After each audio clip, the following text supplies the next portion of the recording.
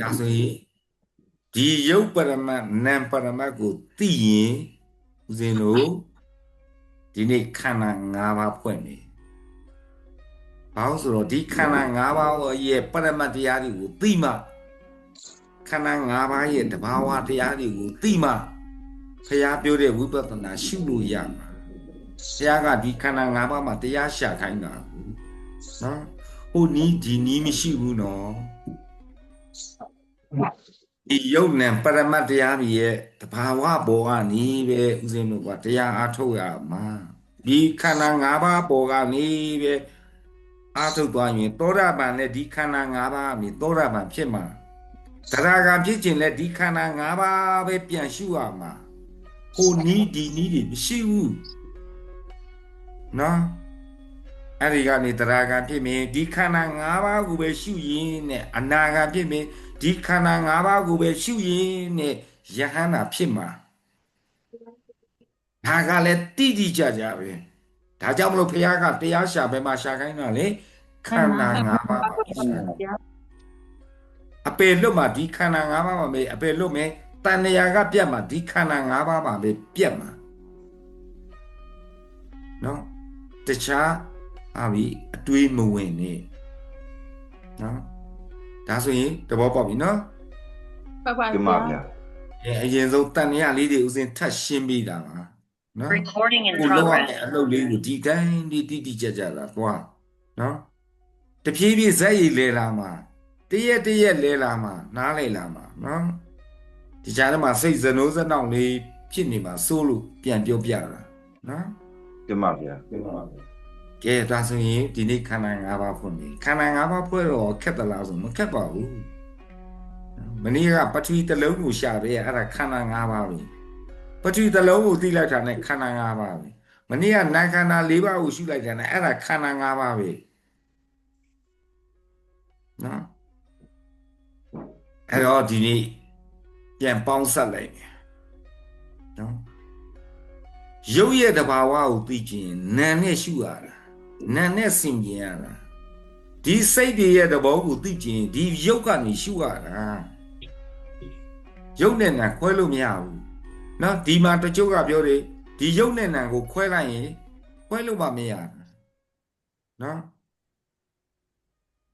တချို့ကစိတ်ဓာနုပဒနာစိတ်ဓာနုပဒနာနဲ့ရုပ်မပါဘူးရုပ်မပါရင်စိတ်ကပဲရှိမှာလေဘာဖြစ်လို့လဲရုပ်ကိုမိပြီးမှနာမ်ကြီးဖြစ်ရတာမဟုတ်လားတင်ပါဗျာပြဟောထားတာမဟုတ်လားတင်ပါဗျာစိတ်ကြီးတက်ဖြစ်သလားမဖြစ်ပါဘူးဗျာရုပ်ပေါက်ပြန်မှနာမ်ဖြစ်တာမဟုတ်လားမှန်ပါဗျာတင်ပါဗျာအဲ့တော့စိတ်ဓာနုပဒနာစိတ်ဓာနုပဒနာစိတ်ဓာနုပဒနာဆိုဖျားပြောတဲ့စိတ်ဓာနုပဒနာကဘာမှမသိအခုကရုပ်ကိုရှုစရာမလိုဘူးနာမ်ကိုပဲရှုနာမ်ကိုပဲရှုဆိုတော့ရုပ်မရှိဘဲနဲ့နာမ်ကမရှိပါမရှိတာဘယ်လိုလုပ်ရှုမှာရန်တန်းရှုနေတာဘာစိတ်ဓာနုပဒနာမှာမဟုတ်ဘူးဒါလည်းရှင်းရှင်းလင်းလင်းပြောပြတာနော်ကဲဒါဆိုရင်ခန္ဓာ၅ပါးဖွဲ့ရအဓိကကဘာလို့နားလည်ထားမှာဆိုဘုရားဟောတာတဲ့ရုပ်ကိုမိပြီးမှနာမ်ကြီးဖြစ်ရလေဆိုတာရုပ်အကြောင်းနာမ်အကျိုးမဟုတ်လားတင်ပါဗျာတင်ပါဗျာအကြောင်းတရားမရှိဘဲနဲ့အကျိုးတရားဖြစ်ပါမလားဖြစ်ပါဗျာဟုတ်ပြီနော်အဲဆိုတော့ရုပ်အကြောင်းနာမ်အကျိုးရုပ်ဖောက်ပြန်မှနာမ်ကဒီဖောက်ပြန်လာကိုသွားသိရတာမဟုတ်လားတင်ပါဗျာတင်ပါဗျာနာရီဆိုတာဘာလို့ဓာတ်ကြီးလေးပါဖောက်ပြန်တာပါဗျာဓာတ်ကြီးလေးပါဖောက်ပြန်တာနာရီလို့ဘာလို့သွားသိတာလို့ဖောက်ပြန်လိုက်တဲ့ရုပ်တရားပေါ်မှာသင်္ကရက်ကသွားစိတ်ဆိုတွေတော့ဖောက်ပြန်လိုက်တော့ကိုသိတာကဝိညာဉ်နဲ့ခန္ဓာကသိလိုက်တယ်သိလိုက်တော့သင်္ကရက်ကနာကစိတ်စော်ပေးလိုက်တယ်ဒီဖောက်ပြန်တဲ့အပေါ်မှာစိတ်ကလေးတည်သွားအောင်စိတ်စော်ပေးလိုက်တော့စိတ်ကလေးကဒီမှာတည်ပြီဆိုတော့ဝေဒနာကမခံစားဘူးလား ခံစားပါတယ်ဗျာ ခံစားပါတယ် ဒီပေါက်ပြန်မှုပေါ်ကခံစားပြီးတော့မှဒါကနာတာလို့ဒီခံစားမှုပေါ်ကနေမှတ်ထားတဲ့တင်ညာကြောင့်သိတာမဟုတ်လား တင်ပါဗျာ တင်ပါဗျာ ဒါဆိုရင်ဖောက်ပြန်တဲ့ရုပ်ရည်ဒီဖောက်ပြန်တဲ့ပုံမှာသွားသိနေတဲ့နတ်ခန္ဓာ၄ပါးရေပေါင်းလိုက်ရင်ခန္ဓာပဲနှပါး အာ ခ ဘာ န္ဓာ ဝ မပါပါဗျာ ပါပါ ခန္ဓာ၅ပါးမဟုတ်လား တင်ပါဗျာ တင်ပါဗျာ တခါသားလေးနေနဲ့ရားတယ်လို့မပေါ်လာဘဲနဲ့ရားတယ်လို့သိတဲ့စိတ်မဖြစ်ဘူးလေဟုတ်တယ်မလား တင်ပါဗျာ တင်ပါဗျာ ရားတယ်ဆိုတာတကယ်တော့ဘာလဲ ဓာတ်ကြီးလေးပါလာ ဒီ ပါ လေးပါပြန်လာပါဗျာ အကြီးလေးပါဖောက်ပြန်တာရားတယ်ဆိုတာကပြည့်ညက်တကယ်တော့ဘာလဲဓာတ်ကြီးလေးပါဖောက်ပြန်တာမဟုတ်လား ဒီပါဖောက်ပြန်တာ တင်ပါဗျာ ဟောက်ပြန်လိုက်တဲ့အပေါ်မှာဝိညာဉ်နဲ့ခန္ဓာကမသိသွားဘူးလား ဒီတော့ပါ တင်ပါပါတယ်ဗျာ သိလိုက်တော့အဲ့ဒီဖောက်ပြန်တဲ့အပေါ်မှာသင်္ခရက်ကသွားမစိတ်စော်လိုက်ဘူးလား သိတော်လိုက်ပါတင်ပါပါတယ်ဗျာ စိတ်စော်တော့ဝေဒနာကမခံစားဘူးလား ခံစားပါတယ်ဗျာ ခံစားလိုက်ပြီးတော့ဒါကရာတာဆိုတာဘယ်သူကသိတာတော့မှတ်ထားတဲ့တင်ညာကြောင့်သိတာမဟုတ်လား တင်ပါဗျာ အဲဆိုတော့ဩဒါကရာတာလို့သိသွားတာမဟုတ်လား မှန်ပါ တင် ဗျာ ပါဗျာ ဒါဆိုရင်ဖောက်ပြန်တဲ့ရုပ်တရားရေဒီနာခန္ဓာ၄ပါးပေါင်းလိုက်ရင်ခန္ဓာပဲနှပါး ပါပါဗျာ ၅ပါးပြည့်စုံမှသိမှုတစ်ခုဖြစ်တာမဟုတ်လား တင်ပါဗျာ တင်ပါဗျာ ရုပ်တရားရေနာခန္ဓာ၄ပါးပေါင်းလိုက်မှသိမှုတစ်ခုဖြစ်တာမဟုတ်လား မှန်ပါဗျာ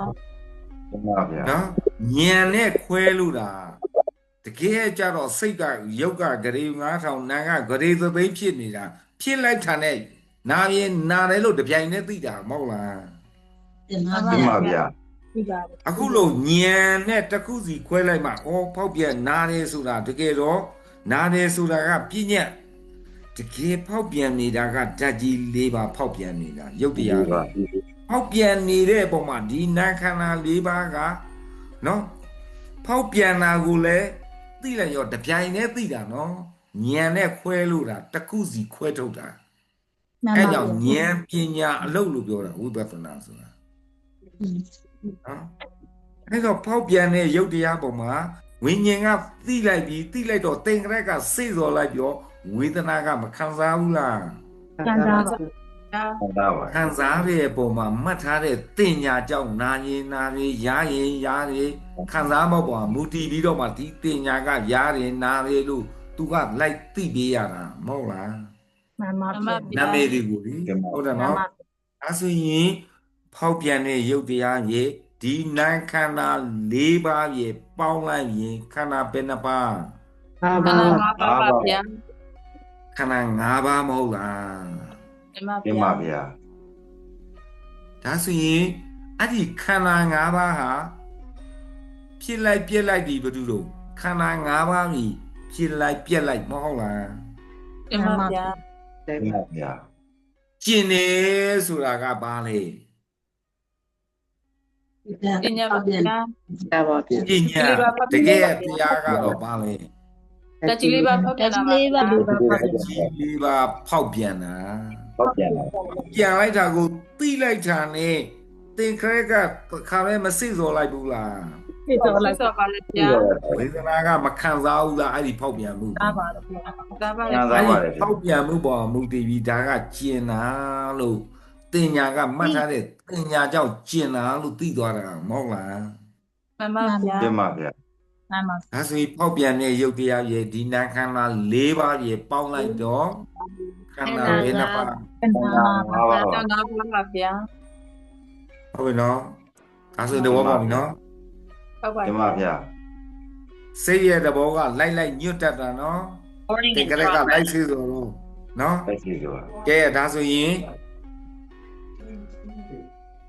နာရီလို့သိလိုက်တာဒါရက်နာတာပေါ့ရုပ်ဖောက်ပြန်တာပေါ့နာရီလို့ဖောက်ပြန်လိုက်တဲ့အချိန်မှာနော်ဖောက်ပြန်တာလေးကိုဝိညာဉ်နဲ့ခန္ဓာကမသိဘူးလား သိပါဗျာ သိပါတယ်ဗျာ သိလိုက်တဲ့အချိန်သင်္ကရကမစိစော်လိုက်ဘူးလား တ သိစောပါလေ သိစောလိုက်ပါ သိစောလိုက်တော့ဝေဒနာကမခံစားဘူးလား ခံစား ခံ ပါ စားပါတယ်ဗျာ အဲ့တော့တင်ညာကဒါနာတယ်ဆိုပြီးတော့မှတင်ညာက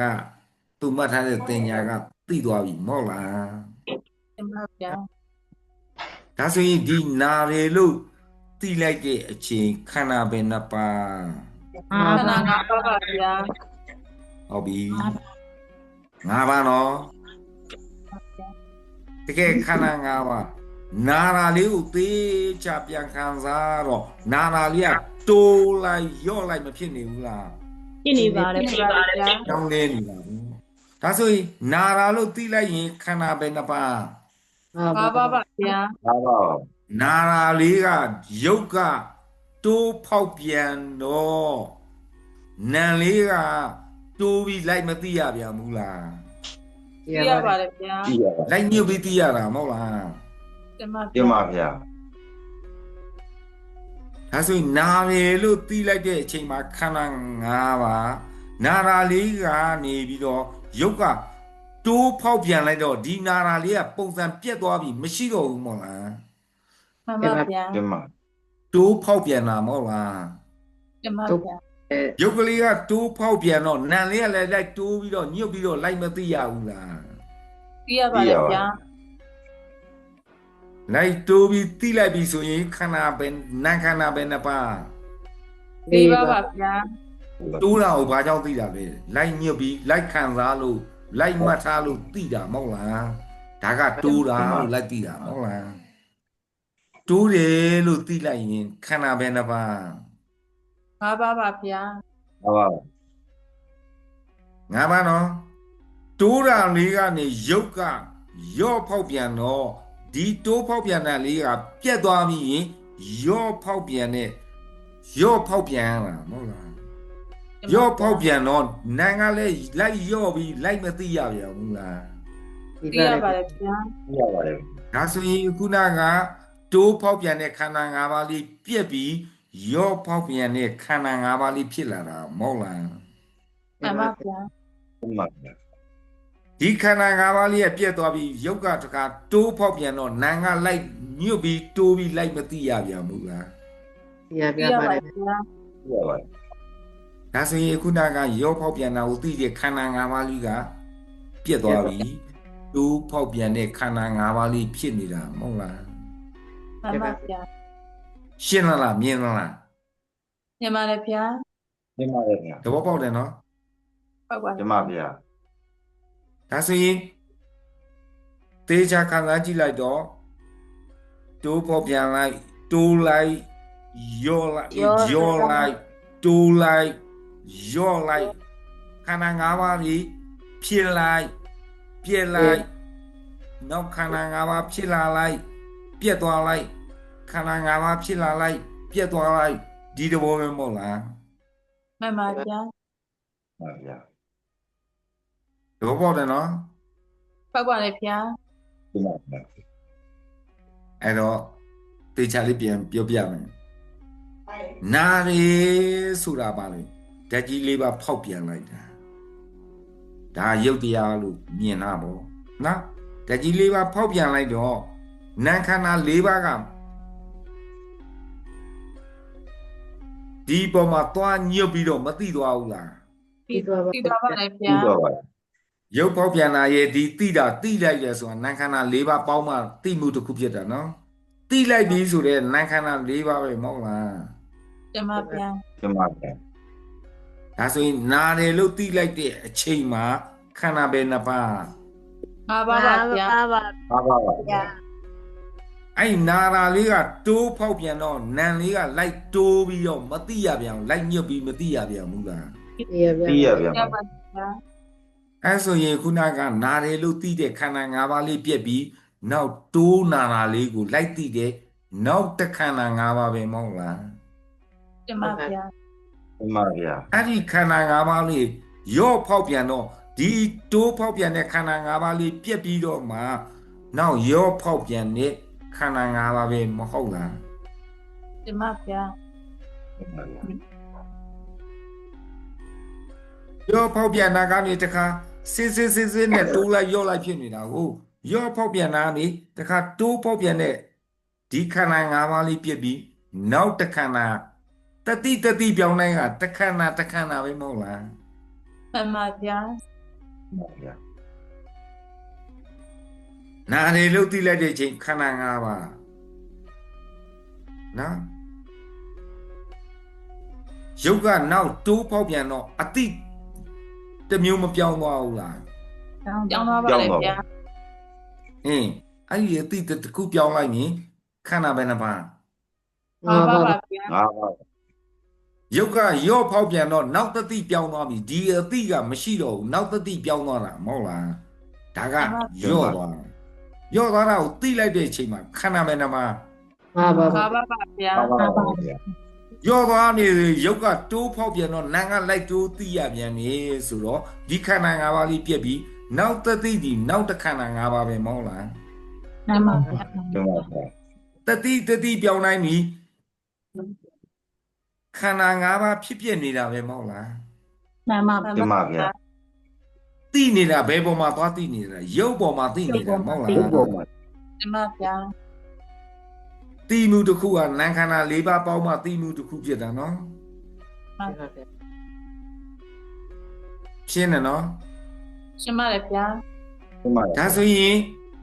နာတာလေးကိုခံစားကြည့်လိုက်နာတာလေးကစစ်နဲ့တိုးလိုက်ပြောင်းလိုက်တိုးလိုက်ယော့လိုက်တိုးလိုက်ရောက်လိုက်တတိပြောင်းလိုက်နာကရုပ်ကဖောက်ပြန်နေတဲ့နာကလိုက်တိပြီးနေရဆိုတခန္ဓာပြီးဖြစ်တခန္ဓာပြက်လိုက်တခန္ဓာဖြစ်လိုက်တခန္ဓာပြက်လိုက်တခန္ဓာဖြစ်လိုက်တခန္ဓာပြက်လိုက်မဟုတ်လား မှန်ပါဗျာ တခန္ဓာဆိုတာဘာခန္ဓာလဲခန္ဓာ၅ ခန္ဓာ၅ပါး ရုပ် ခန္ဓာငါးပါး ပြက်လိုက်ပဲမဟုတ်လား မှန်ပါဗျာ ဒါဆိုရင်ရှင်းပြီလား ရှင်းပါပြီဗျာ မှန်ပါဗျာ ဒါဆိုရင်ကိုယ်ခန္ဓာမှာဖောက်ပြန်နေတယ်ဆိုတာဒီကိုသေချာခံစားပြီးလိုက်ကြည့်လိုက်ရင်ဘာတွေဖြစ်ပြနေတာ ခန္ဓာ၅ပါးဖြစ်ပြနေတာပါဗျာ ခန္ဓာ၅ပါးဖြစ်ပြနေတာမဟုတ်လား ရှင်းပါ မှန်ပါဗျာ နာရာကြီးဖြစ်ပြနေတာလားခန္ဓာ၅ပါးဖြစ်ပြနေတာလား ခန္ဓာ၅ပါးဖြစ်ပြပါဗျာ ယာရာကြီးဖြစ်ပြနေတာလားခန္ဓာ၅ပါးဖြစ်ပြနေတာလား ခန္ဓာ၅ပါးဖြစ်ပြပါ ခန္ဓာငါးပါးဖြစ်ပြနေတယ် ရတယ်ဆိုတာပြည့်ညက်တကယ် ဒါရဲဆို အခုပရမတ်အနေနဲ့အရှိတရားတော့ယုတ်နဲ့နံခန္ဓာ၅ပါးစိတ်စေတသိက်ယုတ်တည်ဖြစ်ပြနေတာမဟုတ်လား မှန်ပါ မှ ဗျာ န်ပါဗျာ ရှင်းပြီလား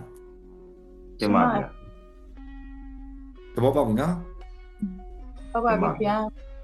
ဒါဆိုကိုယ်အရင်တုန်းကဖြစ်ပြရှုနေတာနဲ့အခုဖျားလူချင်းနဲ့ဖြစ်ပြနဲ့ကြည့်ပေါ့ဖျားအခုမြင်စေခြင်းနဲ့ဖြစ်ပြကခန္ဓာ၅ပါးဖြစ်ပြမဟုတ်လား မှန်ပါဗျာ မှန်ပါဗျာ အရင်ကကိုသိနေတာကနာရာကြီးဖြစ်နေတာမဟုတ်လား မှန်ပါဗျာ ဒါဆိုရင်အရင်သိကပြည့်ညက်ကြီးဖြစ်နေတာပေါ့အခုကြမှာခန္ဓာ၅ပါးစိတ်စေတသိက်ယုတ်တွေဟာဖောက်ပြန်တဲ့ယုတ်တရားရေဖောက်ပြန်နေတာပေါ်မှာသွားညွတ်ပြီးခံစားမှတ်သားသိနေတဲ့ဒီနာခန္ဓာ၄ပါးရေအိုးခန္ဓာ၅ပါးဖြစ်ပြနေတာပါလားတနည်းအားဖြင့်စိတ်စေတသိက်ယုတ်တွေဖြစ်ပြနေတာပါလားမဟုတ်ဘူးလား ပါလေဗျာ အဲ့တော့ပရမတ်ဒီရဲ့တဘာဝတရားကဘာသဘောရှိတယ်လဲဖြစ်ပြနေတာဖောက်ပြန်နေတာပဲရှိတာမဟုတ်လား ရှင်းပါဗျာ မှန်ပါ ဒါဆိုရှင်းပြီနော် ရှင်းပါပြီဗျာ ဉာဏ်လေးထဲမှာပါမယ်ရုပ်ကိုမိပြီးမှနာနီဖြစ်ရတယ်ရုပ်ကဖောက်ပြန်တော့နာကလိုက်ဖောက်ပြန်တာကိုသိပြရတယ်ရုပ်ကတိုးဖောက်ပြန်တော့နာကလိုက်ညွတ်ပြီးသိရပြန်တယ်ရုပ်ကရော့ဖောက်ပြန်တော့နာကလိုက်ညွတ်ပြီးသိရပြန်တယ်ဆိုတော့ခန္ဓာ၅ပါးကြီးဖြစ်ပြနေတဲ့သဘောပဲရှိတာမဟုတ်လား မှန်ပါဗျာ ဒါဆိုရင်ရှင်းပြီသဘောပေါက်ပြီနော် ဟုတ်ပါပြီဗျာ ရှင်းပါ ကဲဒါဆိုရင်ရှင်းတော့မလားမရှင်းတာဖြစ်ရင်ပြန်မေး